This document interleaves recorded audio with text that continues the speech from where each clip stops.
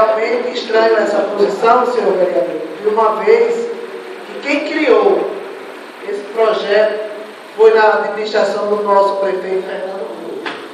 E como você colocou aqui, que era recursos oriundos da Secretaria de Cultura, e infelizmente eu não consegui falar com o secretário, mas sou sabedora, e todos aqui, que foi um projeto do nosso prefeito na época da gestão do doutor Fernando. Então, jamais ele iria cometer esse erro, dando sequência dessa forma. Mas, na próxima sessão, irei trazer, não só para você, mas para todos, esse esclarecimento. Então, eu ouvi ali também, tinha saído, mas eu ouvi quando você falou em relação aos professores. E você sabe que teve um seletivo,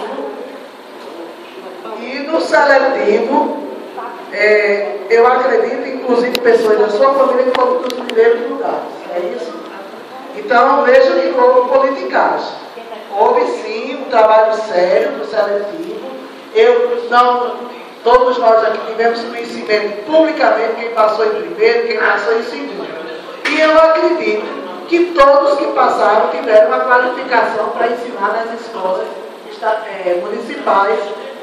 Até porque o próprio seletivo, ninguém, até agora, no meu conhecimento, até porque não pode chamar um exemplo.